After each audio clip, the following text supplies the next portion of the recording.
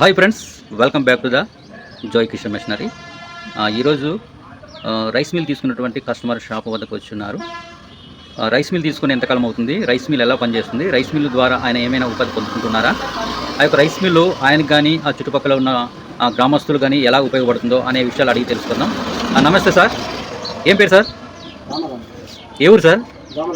Rice mill వల్ల మీకు ఏమైనా ఉపయోగం ఉందంటారా? ఎలాగండి? అంటే రైస్ మిల్ వల్ల రైస్ ఆడిపించి ఉంటాం. ఆడిపించిన తర్వాత మరి రైస్ కేజీ బస్త కంటే ఒక కేజీ ఇస్తారు, తీసుకుంటాం. దాంట్లో నుంచి మరి తవుడు తీసుకుంటాము. తవుడు బస్తా 600 తవుడు బస్తా 600 చేసి ఇస్తారు మీరు? ఇస్తాము. అయితే ఇప్పుడు వరకు ఎంత అమ్ముంటారు మీరు? ఎంత అంటే మరి అంచనా ఎంతవరకు వచ్చి ఉంటుంది? ఇప్పుడు అమౌంట్ మీకు ఎంత ఒక అంచనా ఉంటుంది కదా, ఎంత అమ్ముంటారు? 3 సంవత్సరాలు అవుతుంది కదా తీసుకొని. 3 సంవత్సరాలు అంటే వారానికి 3 బస్తాలు 5 బస్తాలు విధంగా సీజన్. అదే సీజన్ టైం అయితే కదా వారానికి 9-10 బస్తాల దాకా తౌడు చేస్తారు. అంటే అట్లీస్ట్ ఎలా చూసుకున్నా నెలకు 10,000 మినిమం 10,000 ఆదాయం వస్తుంది. ఈ విధంగా ఉపయోగపడుతుంది. అయితే మనకు ఇప్పుడు వచ్చి ఒక 1.5 చేసుంటారా? 1,50,000 ఎక్కువ చేసి ఉంటారా?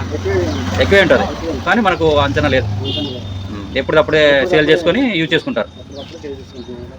అయితే రైస్ మిల్ బాగానే ఉందా మీకు?